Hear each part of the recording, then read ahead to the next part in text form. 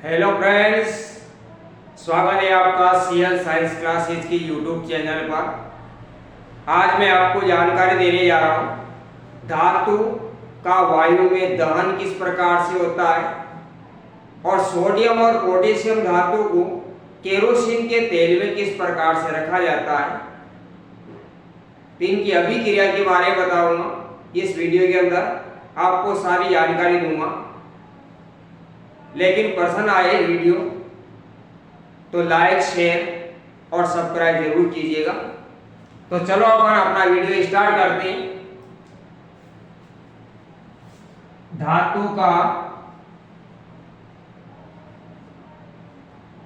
का वायु में दहन, धातु को वायु में जलाने पर किस प्रकार से धातु वायु से अभिक्रिया करती है और किस प्रकार के यौगिकों का क्या करती है, निर्माण करती है। तो प्रकृति में सभी चीजें ऑक्सीजन की उपस्थिति में जलती है। बिना ऑक्सीजन की उपस्थिति में कोई वस्तु नहीं जलती है। तो धातु वायु का मतलब क्या होता है, ऑक्सीजन। तो धातु ऑक्सीजन से क्रिया करके धातु ऑक्साइड बनाती है। सबसे पहले तो क्या बनाती है, धातु ऑक्साइड। धातु वायु का मतलब क्या होता है यहां पर, ऑक्सीजन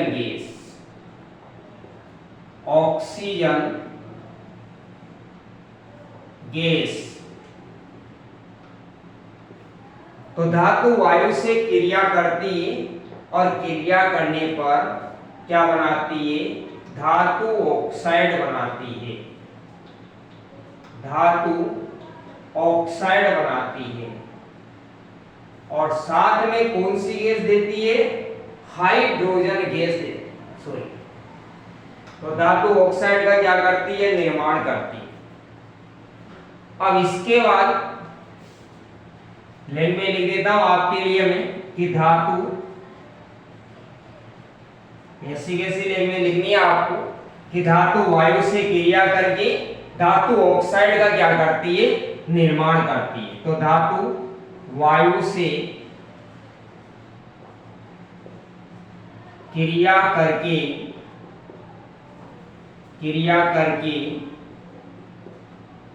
धातु ऑक्साइड बनाती है। धातु ऑक्साइड बनाती है।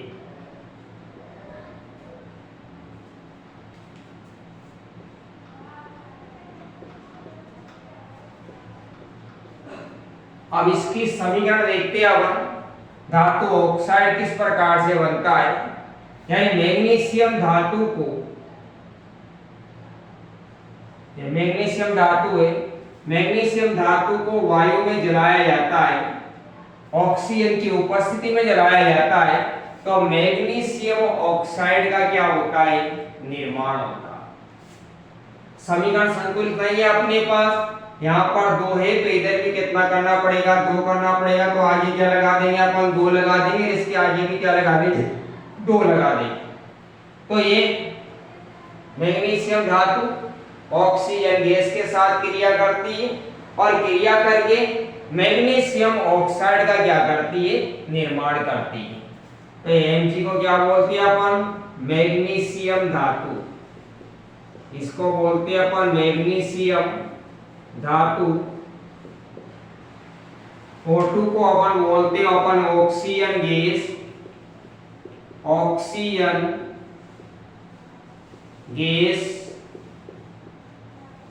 और MgO को क्या बोलते हैं, मैग्नीशियम ऑक्साइड। यानी ऑक्सीजन पीछे लगते, किसी परमाणु की पीछे यदि ऑक्सीजन लग जाता है तो ऑक्सीजन से उसका नाम क्या हो जाता है, ऑक्साइड हो जाता है। तो मैग्नीशियम क्या हो गया यहाँ पर, ऑक्साइड।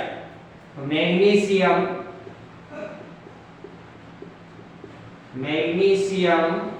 ऑक्साइड।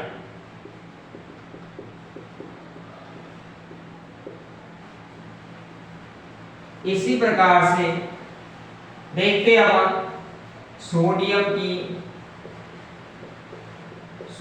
धातु की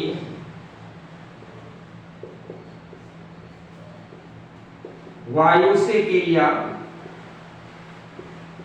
सोडियम धातु की वायु से क्रिया किस प्रकार से होती है। तो इसमें देखते हैं हम सोडियम धातु की वायु से क्रिया किस प्रकार से होती है। तो पहले लेख में लिख देता हूं, क्योंकि धातु वायु से क्रिया करके क्या बनाती है, धातु ऑक्साइड। ये ध्यान में रखना है आपको। और धातु ऑक्साइड क्या बनेगा, जब ऑक्सीजन गैस क्या होगी उसके पीछे लगेगी। तो सोडियम धातु, ये सोडियम धातु Na, सोडियम धातु का सूत्र होता है Na। तो सोडियम धातु ऑक्सीजन से क्रिया करती है और सोडियम ऑक्साइड का क्या करती है, सोडियम ऑक्साइड का क्या करती है, निर्माण करती है। तो यहाँ पर क्या आ जाएगा, सोडियम ऑक्साइड का निर्माण करती है। तो यहाँ पर 2 आ जाएगा। समीकरण को संतुलित करते हैं। यहाँ पर सोडियम के 2 है, सोडियम का 1 है, तो यहाँ पर कितने 2 है। तो यहाँ भी कितनी करने पड़ेंगे, अपन को 2 करने पड़ेंगे। लेकिन यहाँ पर ऑक्सीजन का 1 ही आ रहा है, यहाँ पर 1 ही आ रहा है, यहाँ पर कितना आ रहा है, 2 आ रहा है। तो इधर भी 2 करने पड़ेंगे, तो आगे 2 लगा देंगे, लेकिन आगे क्या क्या लगेगा, यहाँ पर 4 हो जाएंगे। तो इस प्रकार से सोडियम धातु ऑक्सीजन गैस के साथ क्रिया करके सोडियम ऑक्साइड का क्या करती है, निर्माण करती है। इस प्रकार से धातु वायु के साथ क्रिया करके धातु ऑक्साइड बनाती है। क्या बनाती है, धातु ऑक्साइड। एक बार और समझ लो, धातु का वायु में दहन किस प्रकार से होता है। जब धातु को वायु में जलाया जाता है तो धातु वायु से क्रिया करके धातु ऑक्साइड का निर्माण करती है। धातु वायु से क्रिया करके धातु ऑक्साइड बनाती है। अब मैग्नीशियम धातु है, मैग्नीशियम धातु को ऑक्सीजन की उपस्थिति में जलाया जाता है तो मैग्नीशियम ऑक्साइड का निर्माण होता है। इसी प्रकार से सोडियम धातु को की वायु से क्रिया, तो सोडियम धातु को वायु में खुला छोड़ा जाता है तो सोडियम ऑक्साइड का क्या होता है, निर्माण होता है। अब इसके बाद देखते हैं अपन सोडियम और पोटेशियम धातु को केरोसिन के तेल में क्यों रखा जाता है। सोडियम और पोटेशियम धातु को केरोसिन के तेल में क्यों रखा जाता है, इनको ऐसे बाहर खुला क्यों नहीं छोड़ा जाता। कारण है इसका, सोडियम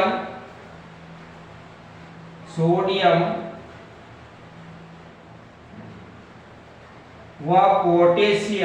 धातुओं को केरोसिन के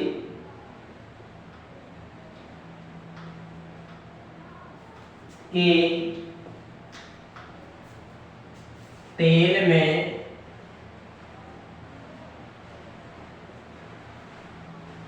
क्यों रखा जाता है। इस प्रकार से आपकी परीक्षा में क्वेश्चन आता है, अधिकतर बार आ चुका है आपकी परीक्षा में कि सोडियम और पोटेशियम धातु को केरोसिन के तेल में क्यों रखा जाता है।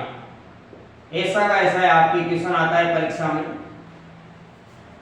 अब देखो, आप सोडियम और पोटेशियम धातु को केरोसिन के तेल में रखने पर ये केरोसिन के तेल से सोडियम और पोटेशियम धातु कोई क्रिया नहीं करती है, लेकिन केरोसिन के तेल से यदि सोडियम और पोटेशियम धातु को क्या किया जाता, बाहर निकाला जाता, तो बाहर निकालने पर यह वायु और नमी से तेजी से वायुमंडल की जो नमी होती है उससे और वायुमंडल में उपस्थित ऑक्सीजन गैस से क्रिया करके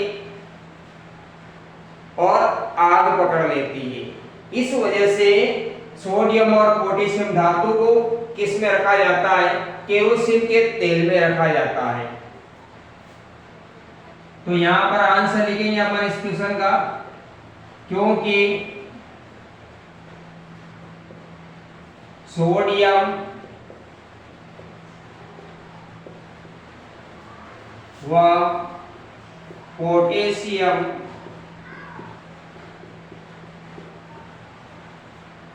धातुओं को धातुओं को केरोसिन के तेल से, केरोसिन के तेल से बाहर निकालने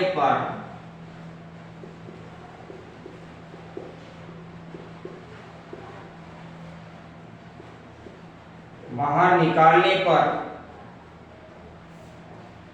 दोनों धातुएं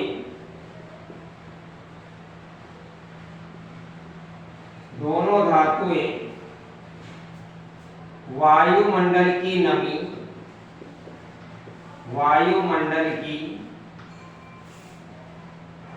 नमी व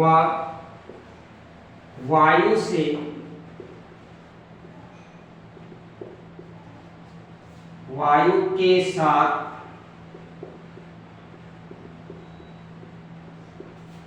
तेजी से क्रिया करके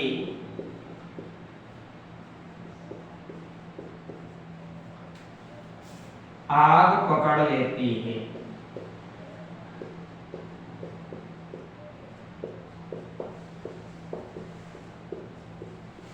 इसलिए सोडियम व पोटेशियम धातुओं को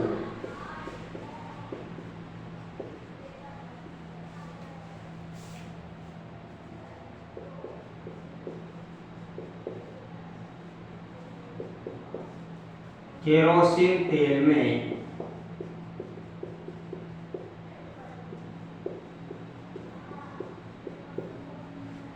रखा जाता है। इसलिए रखा जाता है तो एक बार और समझ लो पहले कि सोडियम और पोटेशियम धातुओं को केरोसिन के तेल में क्यों रखा जाता है। क्योंकि सोडियम और पोटेशियम धातुओं को केरोसिन के तेल से बाहर निकाला जाता है तो दोनों धातुएं कौन कौन सी, एक तो सोडियम और एक पोटेशियम, तो दोनों धातुएं वायुमंडल की नमी और वायु के साथ तेजी से क्रिया करती है और क्रिया करके क्या पकड़ लेती है, आग पकड़ लेती है। इसलिए सोडियम और पोटेशियम धातुओं को केरोसिन के तेल में रखा जाता है। तो वीडियो अच्छा लगा हो तो सब्सक्राइब जरूर कीजिएगा। थैंक यू सो मच दोस्तों।